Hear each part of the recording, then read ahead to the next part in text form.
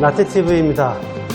많은 분들이 모르시고 계실 것 같아 한 말씀 먼저 드리자면, 우리 부천은 2017년 11월 1일부로 유네스코 문학창의도시 네트워크 동아시아 최초로 세계 21번째로 가입 국가가 됩니다. 그럼 오늘은 대지로 노벨 문학상을 받은 펄벅과 부천의 인연을 알아보고자 합니다. 오늘 같이 할 부천 박물관장을 소개하겠습니다. 안녕하세요. 네. 아니, 이쪽 인사. 안녕하세요. 최윤입니다. 관장님, 네. 펄벅이 부천하고 네. 인연이 참 많죠? 네. 네. 맞습니다. 그 인연에 대해서 조금 말씀해 주실 수 있을까요? 예, 펄벅은 문학 소설을 많이 알려져 있는데요. 그뿐만 아니라 사회 사업에도 발을 굉장히 넓혀서 다문화 사업, 이제 거의 세계 최초로 좀 많이 유명하신 분이 시작한 게 아닐까 싶고요.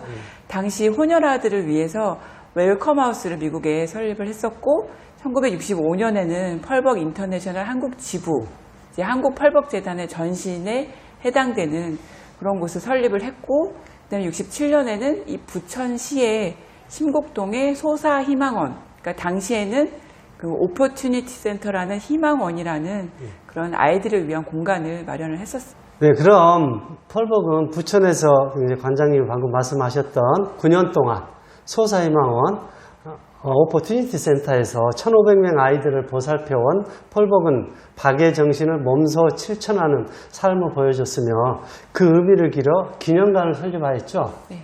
그때가 언제인가요?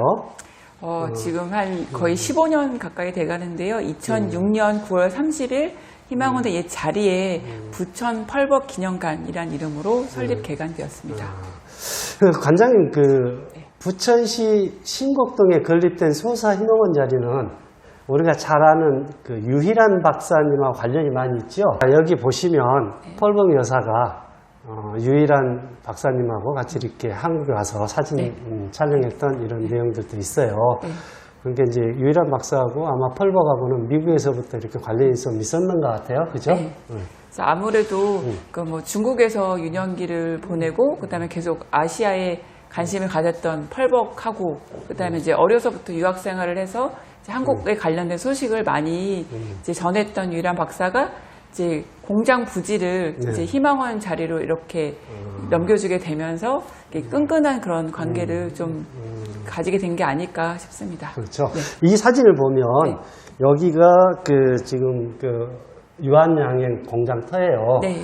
여기에 이제 소사희망원이 들어섰고요. 네. 지금 여기에 이렇게 보이는 길이라고 생각하시면 될 것 같아요. 펄벅은 한국을 배경으로 소설도 한 3편 정도를 남기죠. 한국에서 온 부처녀, 살아있는 갈대, 새해, 이런 소설들을 들 수 있는데, 이 소설들에 대해서 하나하나 좀 설명 좀 부탁합니다. 예. 그래서 우선 한국에서 온 두 처녀는 1957년에 이제 출판이 됐는데, 사실 공식적으로 펄벅이 한국을 방문하기 전에 이제 해당이 됩니다.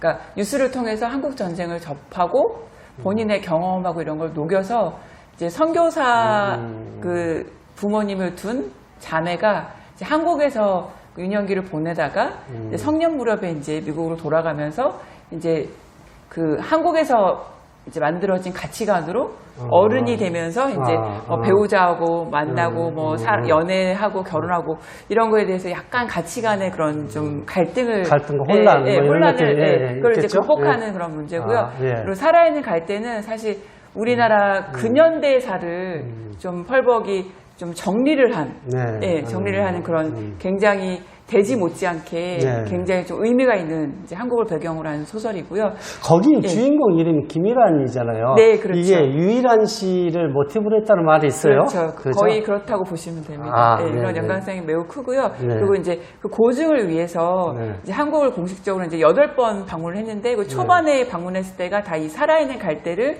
이제 집필하기 위한 그런 사전 그런 방문이라고 보시면 됩니다. 그러셨구나.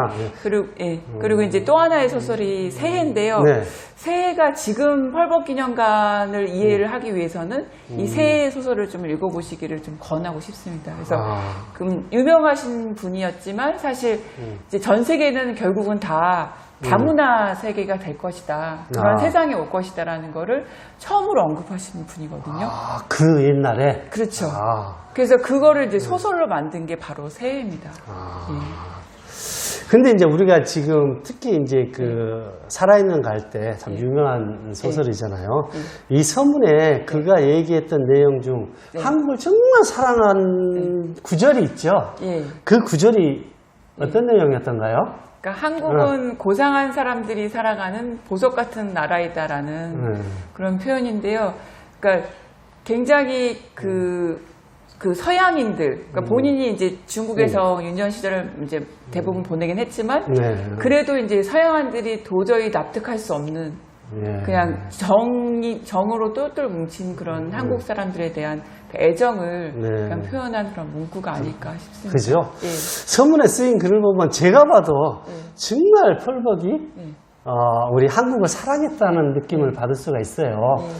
또 그리고 관장님, 이 펄벅이 60년대 우리나라 이제 경주를 여행하는 과정에서 재밌었던 에피소드가 있어요. 그 이제 농부가 일을 끝나고 달구지 몰고 가던 그 내용 좀 얘기 좀 해주실래요? 더 잘하시는 것 같은데 내용 해주세요. 왜냐면 재밌는 표정으로 더 재밌게 얘기해 주시니까. 그러니까 농부가 이제 일을 마치고 이제 그 달구지를 끌고 가는데 그 지게에다가 농부가 짐을 싣고 그리고 소달구지는 빈 수레로 가는 거예요. 그러니까 이제 그 펄벅의 눈으로 봤을 때는 아니 왜 달구지를 타고 가면 편할 텐데 왜 본인이 지게를 지고 사달구지는 빈 수레로 가느냐 그랬더니 그 농부가 하는 말이 아니 오늘 하루 종일 일을 했는데 서도 좀 쉬어야지. 그러면서 본인이 지게에 지고 갔을 때 이 펄벅의 눈으로 봤을 때는 도무지 이 한국 사람의 이 정 이런 것들을 이해를 못했던 이런 내용이 아닌가 싶어요. 그리고 이제 그 감나무에 감이 열려 있었는데 그걸 따는데 위에 좀 몇 개를 따지 않죠, 우리 한국 사람들은. 그것도 이제 펄벅의 눈으로는 신기해 보였던 거죠. 왜 그걸 남겨놓냐 그랬더니 우리만 먹으면 되겠느냐. 새들도 먹어야 되기 때문에 우리가 일명 까치밥이라고 그러죠. 까치밥이라고 생각하고 남겨놨다 했을 때 이제 펄벅이 이 한국 사람들에 대한 그 인식이 굉장히 다시 이렇게 새기는 이런 계기가 됐다고 그래요. 참 우리가 어렸을 때 이제 그런 얘기들이 많이 있었는데 이런 것들이 펄벅에 의해서 펄벅의 눈으로 입으로 해서 나온 얘기다라는 것들이 지금 새삼 좀 느껴지네요. 자, 원장님, 펄벅에 이제 박애정신이 깃들어 있는 소사희망원에서 이제 많은 인재들이 비출을 해요. 특히 연예계로 진출을 많이 하기도 하지만 어릴 적부터 이제 펄벅 여사 눈에 띄어서 미국으로 수양딸이 간 줄리엔이 한국명 구순희 씨. 구순희 씨에 대해서 조금 설명을 좀 해주시면 좋겠어요. 그래서 참 지금은 장학생에 대한 그런 좀 이미지가 많이 좀 이렇게 퇴색이 됐다고 보는데요. 그 당시에만 해도 사실 공부 잘하는 학생들이 참 그 고난과 역경을 이제 극복하는 그런 경우가 많았는데 줄리엔이 이 구순희 선생님이 바로 거기에 해당된다고 봅니다. 그래서 그러니까 선생님이라고 붙이기가 적합한 게 미국에서 수학 선생님으로 활동을 하셨죠. 근데 참 어려운 환경 속에 그 어머니가 사실 이 딸의 미래를 위해서 본인을 희생을 하면서 딸을 이제 좀 공부로 인해서 새로운 인생을 맞이하도록 이렇게 희생해 준. 그래서 사실 직접적으로 표현하기에는 너무 좀 슬픈 이야기들이 많이 있는데 그래서 이 사람이 사실 펄벅 여사와 함께 두 명의 엄마를 이제 발판 삼아서 정말 새로운 인생으로 탄생하게 된. 그렇죠. 줄리엔님이 한양 여중 시절에 전교에서 1등을 했다고 그래요. 그러면 소사희망원에서 왕십리까지 참 통학하기도 힘들었을 텐데 그런 와중에서도 전교 1등을 하고 이제 그 어머님이 사실 기지촌 파주 법원리 출신이에요. 근데 이제 어머님이 살아있다는 것을 알게 되면 혹시 우리 딸이 미국에 못 갈까봐 자살했다라는 얘기가 있어요. 예. 그래서 지금 이제 제가 차마 말씀드리기가 좀, 왜냐면 사실 그죠. 현재 우리 사회가 사실 자살이 굉장히 큰 이제 사회 문제로 대두가 되고 있는데 그 당시에도 이제 혼혈 아래 두는 엄마들이 사실 여기 와서 직접 이제 이 아이들이 여기 등록이 돼서 직접적으로 간접적으로 후원을 받는데 동의를 하고 희망원의 아이들로 펄벅의 아이들로 네. 이제 이렇게 남게 됐는데 그럼에도 불구하고 혹시나 딸한테 조금이라도 민폐가 끼칠까봐 그런 선택을 할 수밖에 없었던 그 엄마의 그 깊은 마음은 그렇죠. 좀 헤아려 주었으면 좋겠습니다. 이런 이제 또 슬픈 사연이 있는 반면에 또 재밌는 일화도 있어요. 이제 얼마 전에 돌아가신 가수 함중아 씨. 함중아 씨는 부모님이 전부 한국 사람이에요. 근데 어떻게 소사희망원을 갔느냐 이 얘기를 이제 저희가 물어봤어요. 펄벅 축제할 때. 그랬더니 자기 얼굴이 호냐라처럼 생겼대요. 그래서 이제 소사희망원 가서 너무 배가 고프고 힘들어서 소사희망원 찾아갔대요. 그래서 자기 얼굴이 이렇게 약간 호냐라처럼 생겨서 우겼다고 그래요. 나 혼혈하다. 그래서 그 소사희망원에서 잘 먹고 잘 살았다. 이런 얘기도 있더라고요. 그래서 또 거기에 펄벅 재단의 장학생으로 우리가 잘 아는 인순이 씨도 있죠. 네. 근데 사실 이제 말씀드리기 조금 조심스러운 부분이 있긴 한데 사실 한국 펄벅 재단이 그 희망원이라는 기숙사 남녀 구분되어 있는 기숙사에 기숙하면서 학생을 직접적으로 지원해 준 경우가 있고요. 그리고 한 달에 한 번 정도 후원금을 일정 금액을 이렇게 지원해 준 경우가 있고 그다음에 이제 등록을 하면서 지원을 받은 경우, 등록하지 않았는데 좀 도움을 준 경우 이렇게 구분이 되더라고요. 근데 그 가수 인순이로 김인순 씨로 이제 알려져 있는 그 선생님 같은 경우에는 좀 그러니까 직접적인 후원을 받지는 않은 경우라서 약간의 구분은 좀 필요한 상황입니다. 그리고 뭐 우리가 또 잘 아는 정동건 씨, 오세근 씨 등 많은 연예인들이 배출을 했어요. 원장님, 근데 이제 소사희망원에 있던 신곡본동에서 오래 살았던 주민들 얘기를 들어보면 꼭 좋지 않는, 펄벅에 대한 좋지 않은 시선들도 있어요.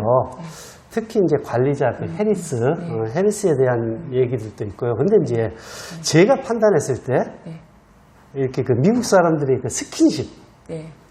근데 이제 우리나라 사람들 60년대 시각으로 바라봤을 때 미국 사람들은 이제 스킨십으로 아침 인사를 하면 이렇게 포옹도 좀 하고 막 하잖아요.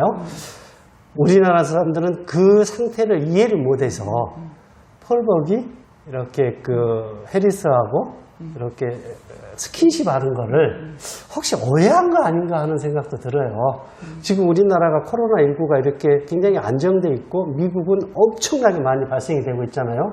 이제 인사법에 의해서 이렇게 코로나가 발생을 하고 있다는 것도 있어요. 참 아이러니컬한 건데요.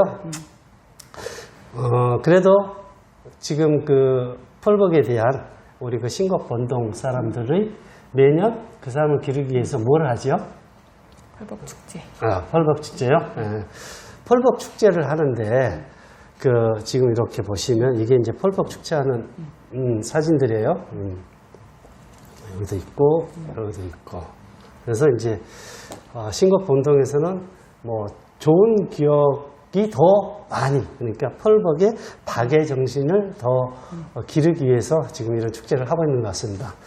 그럼 관장님 이제 지금부터는 이제 펄벅 기념관에 대해서 좀 알아볼까요? 펄벅 기념관이 지금 그 소사희망원에 있었던 자리에 있죠? 그러면 그 기념관에 있는 그 유물들이라든지 이런 것들 좀 소개해 주시면 고맙겠습니다. 그래서 사실 뭐 펄벅하면 당연히 이제 떠올리는 아주 그 유명한 이제 노벨 문학상 수상을 받게 한 작품인 돼지. 돼지도 그렇고 그다음에 한국을 배경으로 집필해서 돼지 못지않게 굉장히 탄탄한 구성력을 가지고 있는 살아있는 갈대 그리고 그걸 비롯해서 이제 많이 활동했던 그런 뭐 수상을 했던 자료나 아니면 이제 한국을 방문했을 때 사진 자료 이런 것들이 많이 있습니다. 그래서 뭐 영상 자료나 사진 자료나 아니면 이제 한국으로 있으면서 이제 명예 시민으로 이제 수상받았던 관련된 물품도 이런 것들이 전시가 돼 있는데요. 사실 가장 그 무엇보다도 중요한 의미가 있는 것은 바로 아무래도 그 80세 생일 선물 때 받은 그 산수화 족자가 아닐까 싶습니다. 예. 그래서 사실 그 희망원이 그렇게 긴 시간 동안 굉장히 뭐 계속 영예롭게만 자리했던 건 아니었기 때문에 많은 아쉬움이 많이 있긴 하지만 그래도 그 당시에 직원들이나 그 펄벅 치드런들한테는 이제 펄벅 엄마, 예, 펄벅 그렇죠? 엄마, 예.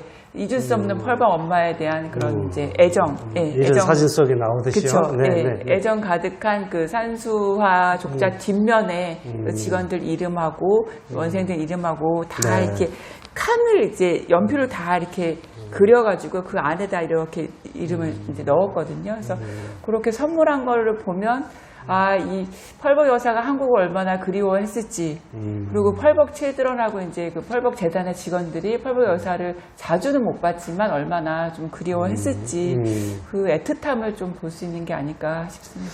그리고 이 사진을 보면 펄벅 여사 앞에 이렇게 앉아 있는 이 어린아이, 우리 축제 때 자주 오시는 분이죠? 그렇죠. 성함이 어떻게 되시지? 이분이 그 지금 대전인가에서 사신다고 그러지 않았었나요? 아, 이분이 갑자기 이름이 갑자기 생각이 안 나죠. 갑자기 생각이 안 하여튼 나죠. 행사 때마다 오고 계세요. 맞습니다. 그죠? 그래서 항상 저희 펄벅에서 하는 행사가 있을 때마다 어떻게든 소식을 접해서 이제 많이 그렇고. 그때 거쳐갔던 분들이 많이 오시고. 이 사진은 이제 한국에 와서 그 당시 윤보선 대통령하고 이렇게 만나던 사진입니다. 자, 지금까지 우리 그 펄벅 여사가 왜 부천에 왔고 또 부천에서 영향을 끼쳤던 내용에 대해서 좀 저희가 알아봤고요.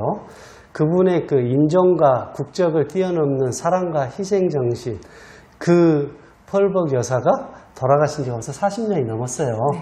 그래도 지금도 그 빛은 바라고 다양성과 인권이 존중되는 아름다운 사회 건립의 가치를 잔잔히 전하고 있고, 그 뜻을 기려 신곡본동에서는 펄벅 문화거리 및 축제를 추진하고 있죠. 지금도 매년. 그리고 부천역 남쪽에는 동상도 설립되어 있고요. 그리고 펄벅 기념관 일대를 지금 뭘 조성 중에 있죠? 펄벅 테마파크를 이제 조성하기 위해서 타당성 조사를 마쳤고요. 이제 2023년부터 아마 구체화될 것 같습니다. 아, 그렇습니까? 그러면 그 일대가 완벽하게 공원화되고 그리고 펄벅 여사의 의미가 듬뿍 담겨 있는 그런 공간으로 변모할 수 있겠네요. 네, 맞습니다. 예.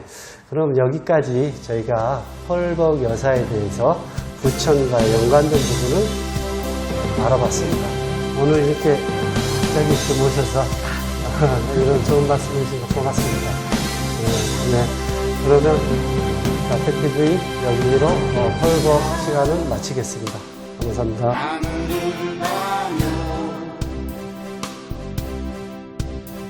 우리의 사랑이 부천에 있어요.